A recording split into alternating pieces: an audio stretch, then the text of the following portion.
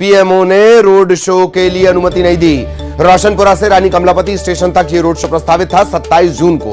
27 जून को मध्य प्रदेश के दौरे पर प्रधानमंत्री नरेंद्र मोदी आ रहे हैं। एक रोड शो होना की अनुमति मांगी गई थी, लेकिन पीएमओ ने प्राइम मिनिस्टर ऑफिस, प्रधानमंत्री कार्यालय, वहां से रोड शो की अनुमति नहीं दी गई। रोशनपुरा से लेकर रानी कमलापति स्टेशन तक ये रोड शो होना था, तो इसकी परमिशन पीएमओ की तरफ से नहीं दी गई है। आज जो जनजातीय गौरव यात्रा की शुरुआत केंद्रीय गृह मंत्री करेंगे, प्रधानमंत्री उसके समापन कार्यक्रम में शामिल होंगे।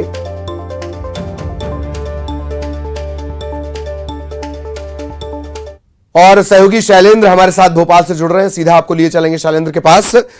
शैलेंद्र, क्या कुछ पीएमओ की तरफ से कहा गया है, वजह कुछ बताई गई है? जी देखिए, अगर वजह की बात करूं तो टाइमिंग एक बड़ी वजह बताई जा रही है, क्योंकि जिस तरीके से प्रधानमंत्री नरेंद्र मोदी का जो कार्यक्रम का है उसके अनुसार पहले वह शहडोल पहुंचेंगे और जो जिस बात का आपने जिक्र किया कि जनजातीय गौरव यात्रा जो आज से शुरू हो रही है उसके समापन समारोह में शामिल होंगे। इसके अलावा जो केंद्र सरकार की योजनाएं हैं उसके जो पात्र हितग्राही हैं, जो योजनाओं का लाभ ले रहे हैं, ऐसे हितग्राहियों से पीएम नरेंद्र मोदी संवाद भी करेंगे और एक आदिवासी परिवार के साथ भोजन करने का कार्यक्रम भी शहडोल में है। और उसके बाद वह राजधानी भोपाल पहुंचेंगे, जहां बूथ विस्तारक अभियान के तहत होने वाले एक बड़े कार्यकर्ता कार्यक्रम में वो शामिल होंगे। इसके साथ ही भोपाल से इंदौर के बीच चलने वाली एक नई ट्रेन, वंदे भारत ट्रेन को हरी झंडी दिखाकर भी रवाना करेंगे। तो ऐसे में काफी व्यस्त कार्यक्रम है और ऐसे में ये माना जा रहा था कि उनका एक रोड शो होगा जो रोशनपुरा से रानी कमलापति तक प्रस्तावित था। ये रोड शो भी हितग्राही मूलक योजनाओं के आधार पर रोड शो था। 7 अलग अलग पॉइंट बनाए थे जो बीजेपी ने प्रस्ताव भेजा था, उसमें अलग अलग योजनाओं को जो हितग्राही हैं, जो पात्र हितग्राही हैं, वो अलग अलग जगह पर प्रधानमंत्री नरेंद्र मोदी का स्वागत करने वाले थे। ये प्रस्ताव जो है मध्य प्रदेश बीजेपी ने पीएमओ भेजा था, लेकिन पीएमओ से जो अनुमति न मिलने के चलते अब ये रोड शो रद्द हो गया है।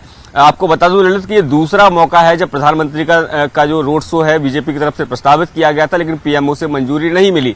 इसके पहले आपको याद होगा कि 1 अप्रैल को मध्य प्रदेश आए थे प्रधानमंत्री नरेंद्र मोदी। उस समय भी कॉन्फ्रेंस कमांड सेंटर में उन्होंने एक बड़ी बैठक की थी, सेना के तीनों अध्यक्षों के साथ बैठक हुई थी और उसके बाद हरी झंडी दिखाने के लिए रानी कमलापति स्टेशन पहुंचे थे। उस समय भी ये रोड शो प्रस्तावित था, लेकिन किन्हीं कारणों से उस वक्त भी रद्द हो गया था। लेकिन इस बार बीजेपी को ये उम्मीद थी कि शायद रोड शो को अनुमति मिल जाए, लेकिन इस बार भी ये अनुमति नहीं मिली है, क्योंकि मध्य प्रदेश की चुनावी मुहाने पर खड़ा और ऐसे में बीजेपी ये चाहती है कि जब केंद्र का इतना बड़ा नेता, नहीं अगर न केवल भारत के लिहाज से देखे बल्कि देश का एक बड़ा नेता अगर मध्य प्रदेश की राजधानी भोपाल आ रहा है, तो उसका अधिक से अधिक उपयोग या ये कहें कि ये उसका माइलेज जो लेने का काम वो बीजेपी करना चाहती थी। लेकिन फिलहाल अभी जो जानकारी है उसके अनुसार उनका रोड शो अब राजधानी भोपाल में नहीं होगा। जी जी, चलिए बहुत बहुत धन्यवाद। लेकिन शैलेंद्र हमारे साथ लगातार बने हुए हैं, आगे भी अहम खबरों को लेकर हम शैलेंद्र से चर्चा करेंगे। और अब भोपाल से एक बड़ा अपडेट लाडली बहना योजना को लेकर। लाडली बहना योजना के नियम में संशोधन हो सकता है।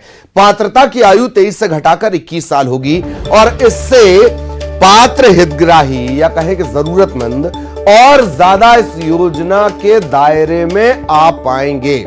अब ट्रैक्टर रखने वाले परिवार भी इसकी पात्रता को प्राप्त कर सकेंगे। आयु सीमा घटने से 12 लाख पात्र बहनों की संख्या और बढ़ेगी। महिला एवं बाल विकास विभाग इस संशोधन प्रस्ताव को अंतिम रूप दे रहा है। फिलहाल 1,25,00,000 इस योजना के पात्र हितग्राही हैं। तो अब जब आयु सीमा का जो क्राइटेरिया वो बढ़ाया जाएगा, 23 से घटाकर 21 कर दी जाएगी, तो और ज्यादा लोगों को इसका लाभ मिलेगा, बहनों को लाभ मिलेगा। सहयोगी शैलेंद्र लगातार हमारे साथ बने हुए हैं। शैलेंद्र के पास एक बार फिर आपको लिए चलेंगे। शैलेंद्र, प्रस्ताव बनाया जा रहा है और ये लगभग माना जाए चुनावी साल में कि ये जल्द ही मंजूर भी होगा। शैलेंद्र,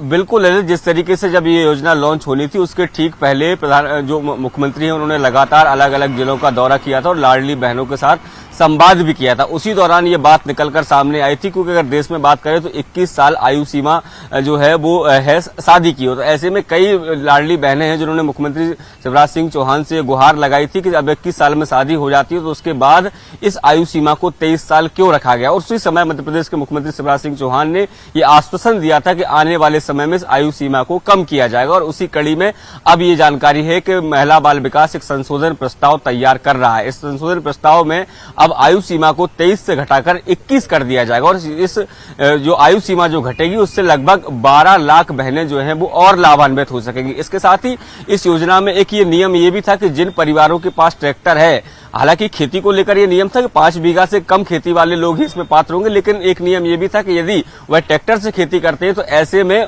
वो इस योजना के हितग्राही जो है वो पात्र नहीं माने जाएंगे।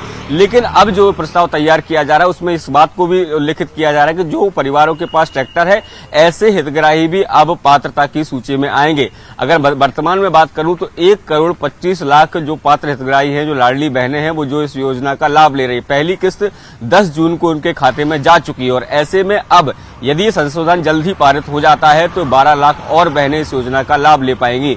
और चूंकि मध्य प्रदेश में चुनाव का साल है और ऐसे में सरकार भी चाहती है कि अधिक से अधिक महिलाएं जो है वो इस योजना का लाभ लें। और वैसे भी ये माना जाता है कि मध्य प्रदेश सरकार महिलाओं को संबंधित योजनाओं को लेकर काफी संवेदनशील है, चाहे लाडली लक्ष्मी योजना की बात हो या दूसरी अन्य योजनाओं की बात हो। बिल्कुल, मुख्यमंत्री जो है उनका पहला फोकस जो है वो महिलाएं रहती हैं। जी।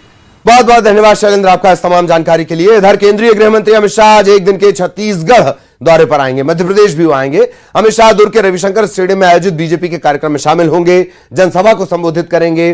दोपहर 12:45 पर वो रायपुर पहुंचेंगे। एयरपोर्ट पर बीजेपी के वरिष्ठ नेताओं के साथ चर्चा करेंगे। अमित शाह यहीं पर लंच करेंगे। इसके बाद हेलीकॉप्टर के जरिए वो दुर्ग रवाना होंगे। दोपहर 1:35 पर जयंती स्टेडियम पहुंचेंगे। यहां कुछ देर रुकने के बाद अमित शाह भिलाई के लिए रवाना होंगे और पडवानी गायिका उषा बारले के घर जाएंगे। तकरीबन 20 मिनट यहां रुकने का कार्यक्रम है। इसके बाद अमित शाह दुर्ग के रविशंकर स्टेडियम पहुंचेंगे। मोदी सरकार के 9 साल पूरे होने पर बीजेपी की तरफ से आयोजित कार्यक्रम में शामिल होंगे। यहीं पर वो जनसभा को संबोधित करेंगे। इसके बाद वो मध्य प्रदेश के लिए रवाना हो जाएंगे। मुख्यमंत्री पद की गरिमा को भूल गए हैं ऐसा लगता है। नरेंद्र मोदी जी के नेतृत्व के सरकार के 9 साल पूरा होने के एवज में आम सभा जो निर्धारित है उसके लिए माननीय अमित शाह जी का आगमन हो रहा है। 50,000 से अधिक की भीड़ उस आम सभा में होगी। पंडवानी गायिका हैं पद्मश्री उषा बारले जी। संपर्क से समर्थन अभियान के अंतर्गत उनसे संपर्क के लिए देश के गृह मंत्री जी का जाना निर्धारित हुआ है। तो अंतर्राष्ट्रीय पंडवानी गायिका उषा बारले और उनके घर खुद केंद्रीय गृह मंत्री पहुंचेंगे। इस दौरे को लेकर उषा बारले के घर पर जोरों से तैयारियां चल रही हैं और खुद वो गृह मंत्री अमित शाह के लिए